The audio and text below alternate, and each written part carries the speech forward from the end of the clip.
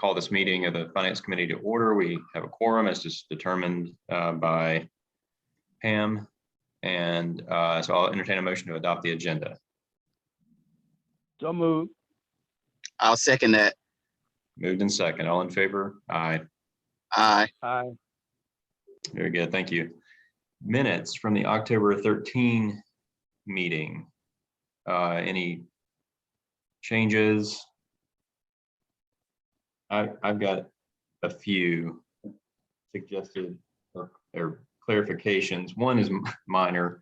The bottom of page 4 of our packet, it says Dr. Smith. I'm not, a medical doctor or I don't have a doctorate. So if that's just a minor change. The other though was more substantive, and that was page 5, the middle paragraph about the banking relationship. And if Roz is there, if she can clarify it, we keep making reference to Wells Fargo in that paragraph, but I think most, if not all of those references should be to Security Federal. Let me read it real quick, Andy. Okay. Yes, you're correct. It should be Security Federal. There might be one place where it's still Wells. I think there's a mention. Yeah, the third line where it says we're keeping Wells Fargo open. We are, but yes, Security Federal is the new bank. Everything else should be Security Federal. Okay, thank you. Any other comments or thoughts about the minutes? If not, I will actually, since I made those corrections, I'll make a motion to adopt the minutes with the corrections that I stated. A second. All right, all in favor? Aye. Aye. Aye. Very good, thank you. All right, next item, matters referred from the board. I think that's the standing item is the same as it has been. So unless there's any comments or discussion about this agenda item, I'll move on. Okay, hearing none. Item number 5, monthly financial report. I'm gonna let Crystal do. As you guys didn't hear, we were at the after conference, and I'm in a room. It may drop off, so I'm gonna let her present and be here to answer any questions as backup if you need. All right, very good. Ms. Willis. Can you hear me okay? It's not well, no. Is there a speaker close?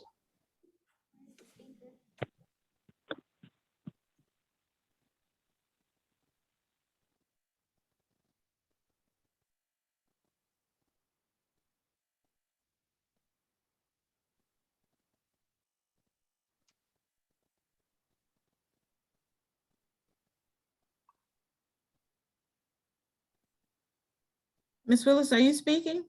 Yes. We can't hear you. I don't even know where the mic is. Can you hear me here? Yes, Am I loud enough? it's better. You need to speak louder. I can't hear her. Okay. Okay, I'll go ahead and take over, Crystal. Can you guys hear me better? Yeah. Yes, yeah. we can hear you fine. Okay, if I drop, forgive me. But my report begins on page 10 as always, starting with the financial highlights. This reporting on the month of September. With this being 25% of our fiscal year done, completed. We have a net income for the month of approximately 8.3 million. Our actual year to date would be 12.6 or 12.7 million. Total revenue taken in to date, 10.72 million. Our actual year to date will be 19.6 million. And again, that's 25% of our budget at 46.12 million. Just as we put there, we're about 43% of what we anticipated budget-wise. And again, that's largely due to a huge ECHO drawdown. Thank you, Michelle, for going to get that money. As you see, that was about $7 million she went and got for us. Total expenses with depreciation, period to date is 2.66 million, as opposed to against our year to date of 7.78. Again, this whole represents about 17% of our budget. Paid to date to our contract operator, RATP Dev, a little over 16 million, and that's all payments through September. We still have not went back to give them the 10% on several months where we were holding out the 10% because they have to go back and redo the invoices for any discrepancies that we pointed out. Professional contract services, marketing, and security are labeled out here below that. And total collections for the penny, same as last month, 146 million. Any questions? Questions for Roz or Crystal?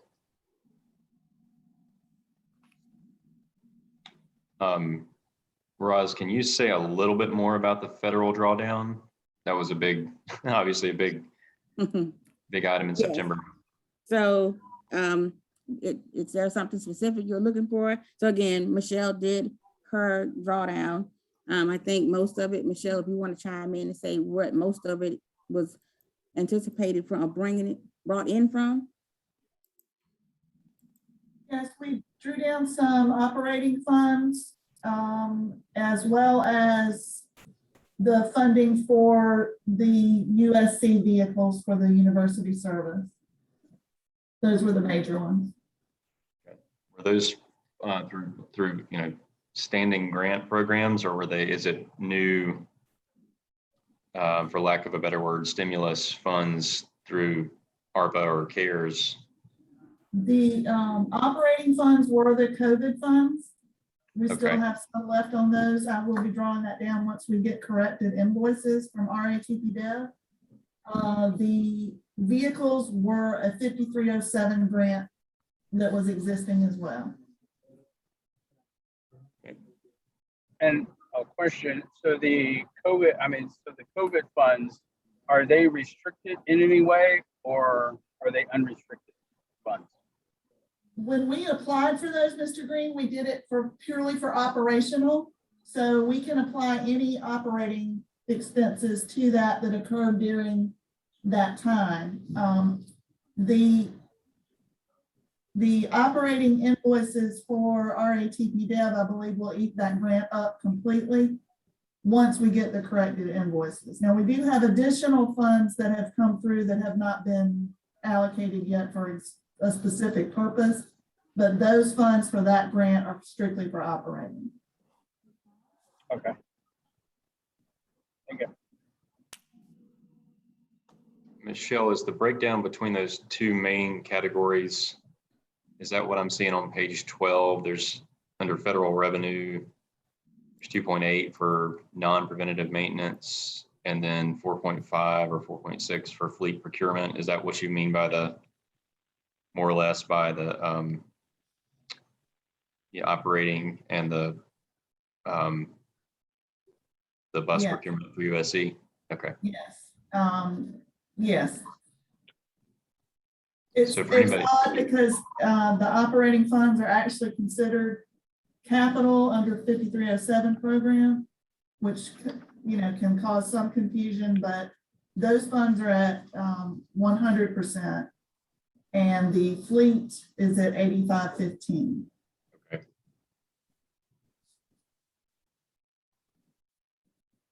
All right. Any further questions for Michelle on the grants or Roz on the overall statement? I have one. Okay, I have Dr. two, Morris. matter of fact. How are we doing with those two buses? The hydrogen and electric? Okay, that's your low-no grant that we have been awarded. We are in the process right now of getting all the contracts signed and getting the actual grant in place in the federal system. And then we'll start working towards that. We've got the funding set, available. It's just a matter of going through and managing it. CTE, the Center for Transportation Excellence, is going to assist us with that since we have not done this before. They're helping us get everything together, and we're having bi-weekly meetings on getting that going. So we've got to get the project itself into the Transportation Improvement Plan and the STIP for the statewide Transportation Improvement Plan. Once those are approved through the COG and SCDOT respectively, then we can get some movement going.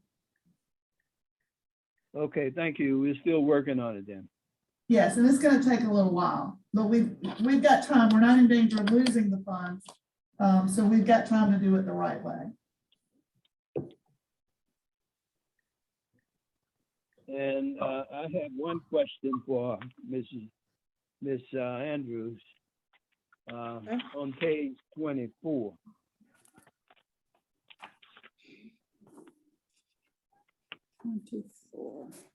Yes, sir. I noticed you have a beginning balance of 8.5, approximately 8.5 million. Mhm. You have operating reserve balance of 8.5. And you said that the average is the same as the beginning. Is that correct? So this is a report that's done directly by the bank. I do not generate this. So this is a bank generated form. So if I had to guess, if they're saying our average balance, not saying, they're probably doing for that month, for the month of September, or all months combined. So I cannot speak on how they're doing their average, but this is a bank generated form. My Okay. guess is they're doing it, so you don't really get credited with the interest until the last day of the month. So they're probably taking the average of each day in September, excluding that last. $732. Yeah, I mean, I don't know why they have that in there. It's a good question. So the average balance could be the same as the beginning balance, although the ending balance increased. Yeah, effectively it is. And I think it's because they don't credit you with that interest until the very last, probably even the last minute of the last day of the month. But All right, I got you. All right. that's a thank good, you. it's a good observation. We have this, just a side note, we have that same report from the state treasurer's office here at the city. So I'm familiar with that little one-page report from them. Quick question, Dr. Morris, I'm sorry, did you have any other questions or? No, I'm good. Thank you. Okay. I have a quick one. Roz, where do we show the expense for the like Uber and Lyft and all of that? Is that in professional services or?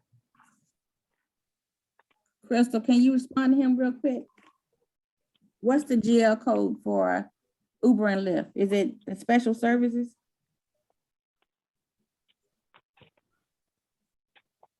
If you look, page 14, Mhm.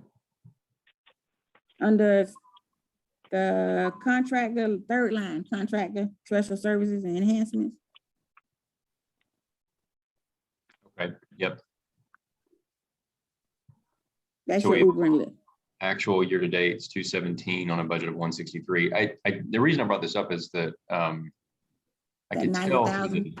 the check runs that's increasing a lot. I just want to make sure that everybody's aware, that we're obviously that program is gaining in popularity.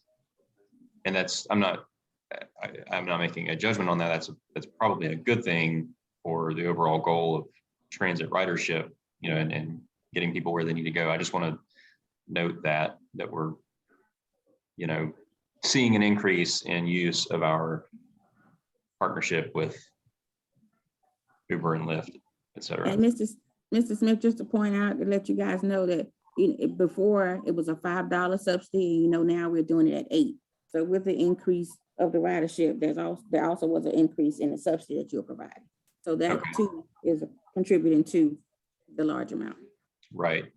Did we, when we budgeted, did we have 5 or did we have 8? So in other words, did is it. that, We did it at 8, but I don't think we were anticipating a huge jump in ridership Right. as well.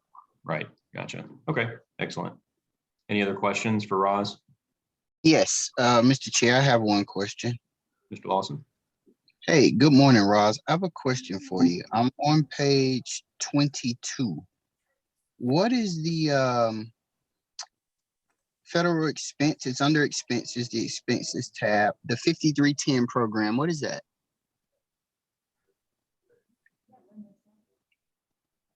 Let's see, hold on. Okay.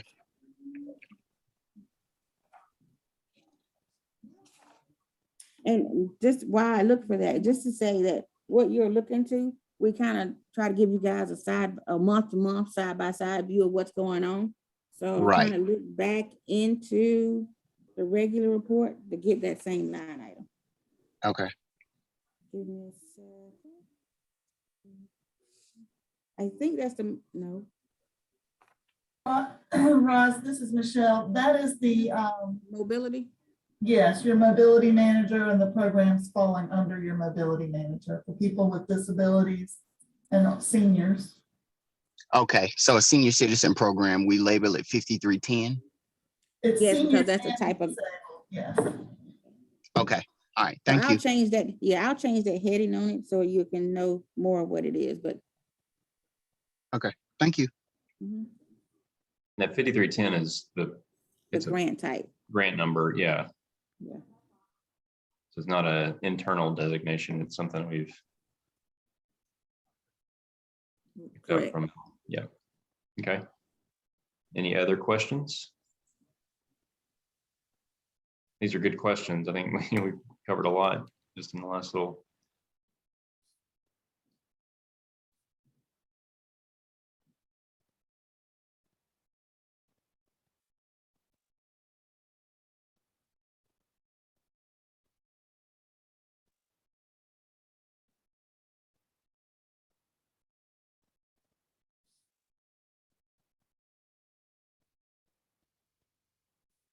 Uh-oh.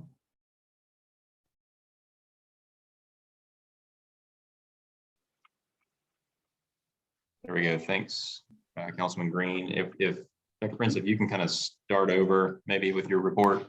Okay, that'll be fine. The DBE report is found on pages 27 through 30 of the Finance Committee packet. Page 27 is a summary and a quick snapshot of all vendors with a DBE Gold. As of October 31st, the company had paid approximately $19.4 million to vendors with DBE Golds. And of this amount, approximately 5.7 were paid to DBEs. And this calculates to approximately 29% on a cumulative basis. On page 28, I'm sorry, it ties back to page 27, and it just reflects all vendors and all the DBEs that they are utilizing and the amounts that were paid to each DBE. And if you move on to page 29 through 30, this is relevant to our contractor RATP Dale and the payments that they made to DBEs. Page 29 reflects data from the start of the contract, which was July 1st, 2020, and it goes up through September 30, 2021. And based on the calculation, it shows that they achieved a goal of 26.3% for a cumulative basis. And on page 30 is just another way to view the data. And at the last Finance Committee meeting, I was asked to share information on a fiscal year basis. So based on the fiscal year for this year, which started July 1st up through the end of September, it shows that the RATP DAP had paid DBEs approximately 20%, and this reflects just the first 3 months of the fiscal year. The numbers will continue to change each month based on the payments from the comment to the contractor, and then from the contractor to their DBEs, and they pay in the DBEs and selecting the services based on what's needed for that particular month. Also, I want to share with you that our federal DBE Gold, which is currently 5.7%, will expire next year on September 30th, 2022. And the due date for submitting the new goal to FTA will be August 1st. I am developing a timeline to ensure that all federal guidelines are met regarding the submission of a DBE Gold methodology. One of the mandated requirements is to conduct a public consultation meeting, and this is to get feedback from the current and potential DBE firms. And we can also use this as an information to share any upcoming contracting opportunities available at the comment and with our contractors. And during this time frame, we will probably also include any federal dollars as a result of the Infrastructure Investment and Jobs Act. We normally start the process of developing the goal methodology around the March of April timeframe, and we plan the public consultation meeting around the April-May timeframe. But I'll be sharing more information in 2022 regarding this initiative. Mr. Chairman, this ends the report of the DBE update. Okay. Any questions for Dr. Prince? I don't have questions, but I would like to first thank Ms. Andrews and Ms. Ramsey for outstanding report. And also, I would like to thank Mrs. Dr. Prince for going back and doing the fiscal year summary that we asked for through September and also through October. So this gives us a general idea of where we are in terms of achieving the goal that was set. So we thank you again, Dr. Prince. Thank you, Dr. Morris. Yeah, thank you. Thank you all. Additional questions or comments? All right, hearing none, I move on to the next agenda item, which is any additional discussion and action items, and there's none on the agenda, but anything else to come before the committee?